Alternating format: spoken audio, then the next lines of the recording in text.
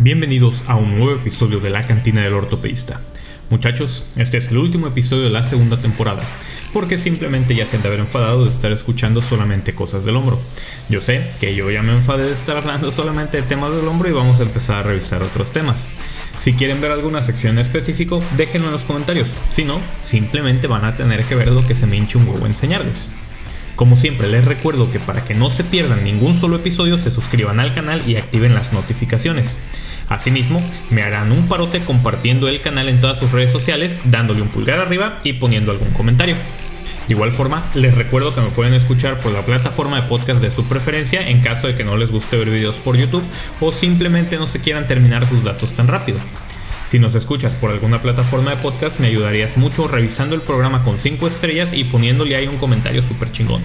El día de hoy vamos a hablar de la artropatía del manguito rotador. Empecemos.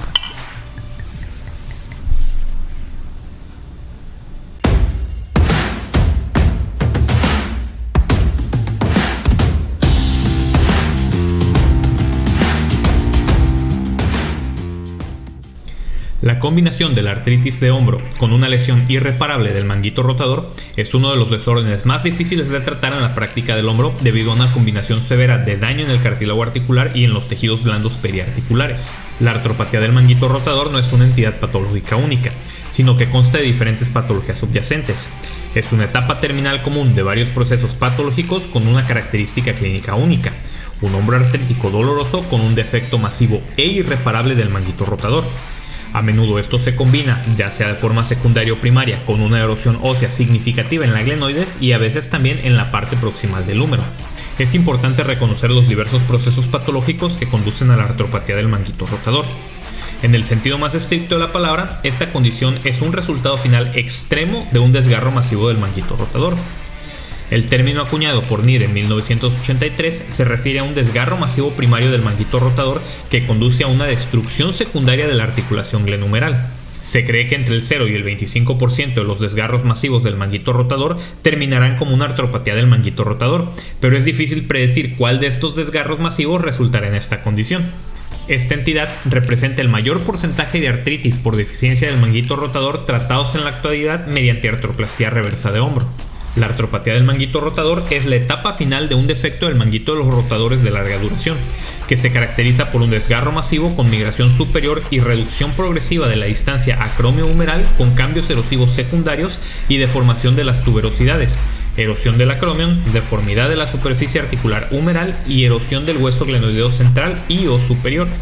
La articulación glenumeral carece de restricciones óseas intrínsecas, lo que permite un alto grado de movilidad, pero al mismo tiempo crea una inestabilidad inherente. Esta inestabilidad es compensada por los diferentes estabilizadores estáticos y dinámicos del hombro, de los cuales ya hemos venido hablando durante mucho tiempo. Las fuerzas que actúan sobre el hombro se pueden dividir en 3 componentes: una fuerza compresiva estabilizadora, una fuerza translacional superior-inferior desestabilizadora y una fuerza antero-posterior. La estabilidad de la articulación es simplemente una relación equilibrada entre las fuerzas de traslación en cualquier dirección y las fuerzas de compresión. El manguito rotador proporciona una fuerza neta dirigida hacia abajo y de compresión, mientras que el músculo deltoides fuerte proporciona una fuerza dirigida hacia arriba. Estas fuerzas dan como resultado un equilibrio de fuerzas neto o un acoplamiento de fuerzas de la articulación glenumeral. A pesar de los diferentes criterios utilizados para definir un desgarro masivo del manguito de los rotadores, el resultado de estos es la desestabilización de la articulación glenumeral y la destrucción por desgaste de los estabilizadores estáticos primarios, lo que lleva al desgaste condral y a la consiguiente osteoartritis. Existen diferentes teorías para el desarrollo de la artropatía del manguito rotador. Neer propuso 2 teorías, una mecánica y una nutricional. Los factores mecánicos asociados con desgarros masivos del manguito rotador conducen a fuerzas musculares desequilibradas. Estos factores son la inestabilidad anteroposterior de la cabeza humeral, resultante de desgarros masivos del manguito y de ruptura o de luxación de la cabeza larga del tendón del bíceps, lo que conduce a la migración superior de la cabeza humeral y al pinzamiento acromial. Los factores nutricionales asociados con los desgarros masivos de espesor total están relacionados con la pérdida de movimiento y el daño periarticular debido a la alteración del medio articular normal.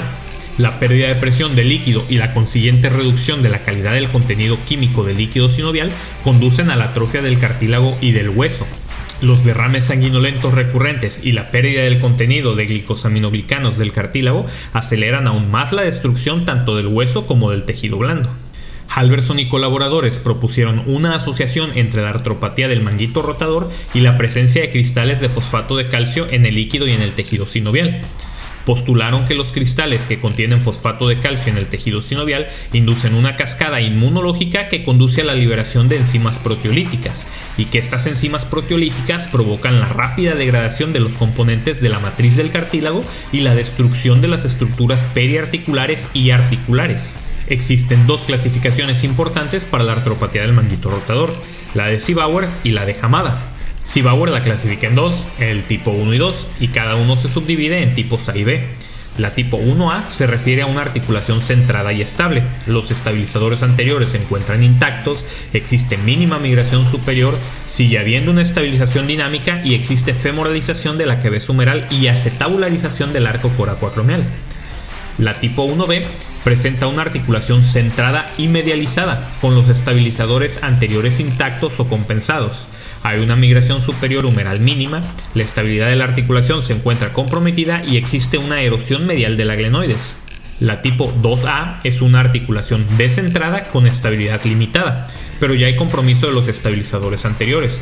Existe una traslación superior humeral y hay una mínima estabilización por el arco coracoacromial. La tipo 2B es una articulación descentrada e inestable. Los estabilizadores anteriores son incompetentes, existe un escape anterosuperior y no hay estabilidad ni dinámica ni por el arco coracoacromial. Por su parte, Hamada la clasifica del grado 1 al 5. La grado 1 se refiere a un intervalo acromio-humeral igual o mayor a 6 milímetros. La grado 2 es un intervalo acromio-humeral igual o menor de 5 milímetros. La grado 3 es igual que la grado 2 pero con acetabularización del acromion. La grado 4 se divide en A y B, donde la 4A es una artritis glenohumeral sin acetabularización del acromion y un intervalo acromio-humeral menor de 7 milímetros, mientras que la 4B se refiere a una artritis glenohumeral con acetabularización del acromion y un intervalo acromio-humeral igual o menor de 5 milímetros. Y por último, la grado 5 se refiere a un colapso de la cabeza humeral. Los pacientes con artropatía de manguito rotador se quejarán de dolor, incluido el dolor nocturno, pudiendo presentar debilidad y rigidez subjetiva.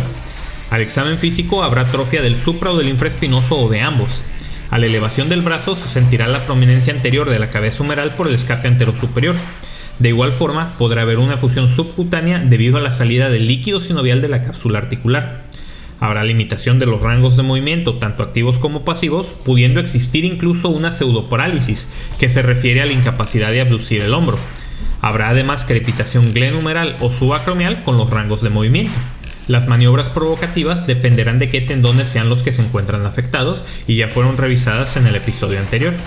Las radiografías de hombro evidenciarán los cambios de la enfermedad, que incluyen la acetabularización del acromion, la femoralización de la cabeza humeral, el desgaste glenoideo asimétrico, la ausencia de osteofitos, esclerosis subcondral y el escape anterosuperior. La resonancia magnética no es necesaria si ya se observa un escape anterosuperior en las radiografías simples. En caso de realizarse, se observará una lesión del manguito rotador con degeneración grasa importante y una retracción severa del tendón. La tomografía computada no tiene utilidad diagnóstica, pero sí que tiene utilidad en la planeación preoperatoria, particularmente para verificar el stock óseo y la versión de la glenoides. El tratamiento inicial de la artropatía del manguito rotador debe comenzar con medidas conservadoras que incluyan modificación de la actividad, analgésicos orales, que incluyan antiinflamatorios no esteroideos o inhibidores de la ciclooxigenasa, fisioterapia, aspiración de líquidos e inyecciones intraarticulares de corticosteroides o hialuronanos.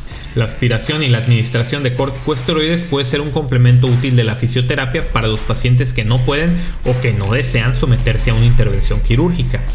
Estas pueden ser útiles al principio, pero no se recomiendan las inyecciones múltiples debido a su utilidad decreciente y la posibilidad de aumentar el riesgo de infección. Aunque el tratamiento inicial debe comenzar con medidas conservadoras, a menudo se requiere una intervención quirúrgica. Dentro de las opciones de tratamiento se encuentran el desviamiento artroscópico, las transferencias tendinosas, la hemiartroplastía, la artroplastía reversa y la artroplastía de resección. El desviamiento artroscópico es altamente controversial en estos pacientes debido a que los resultados son impredecibles. De realizarse, es importante mantener el arco coracoacromial sin realizar acromioplastia ni liberar el ligamento coracoacromial para evitar el escape anterosuperior. La hemiartroplastía está indicada en pacientes jóvenes con un deltoides y un arco acromial intacto. Es importante mencionar que este procedimiento solo mejorará el dolor, pero la funcionalidad del hombro seguirá limitada, obteniendo un promedio únicamente de entre 40 a 70 grados de elevación del hombro. El tratamiento mayormente utilizado es la prótesis reversa de hombro. El candidato ideal para una prótesis reversa es un paciente mayor con disminución de la demanda funcional, una elevación anterior activa preoperatoria de la articulación glenohumeral de menos de 90 grados y un músculo deltoides intacto. A medida que los cirujanos hemos adquirido más experiencia con la prótesis reversa, las indicaciones se han ampliado para incluir también la artroplastia de revisión, la artropatía inflamatoria con desgarro del manguito rotador, desgarros dolorosos e irreparables del manguito rotador, pseudoartrosis o consolidación defectuosa del húmero proximal, fracturas agudas, tumores y pseudoparálisis crónica sin artritis. Pero te preguntarás tú, ¿y qué diablos es una prótesis reversa? Pues es esencialmente una inversión de la anatomía normal de pelota y socket del hombro. En este diseño, el componente cóncavo reemplaza la cabeza humeral y el componente convexo se fija al hueso glenoideo, lo que da como resultado un socket humeral y una glenoesfera. Este diseño evita la migración superior del húmero en el hueso glenoideo, restaurando así la longitud anatómica en reposo del músculo deltoides, el cual ahora puede compensar la deficiencia del manguito rotador. Al reemplazar ambos lados de la articulación, la prótesis reversa ofrece un alivio del dolor más confiable que la hemiartroplastía, donde solamente reemplazamos un lado.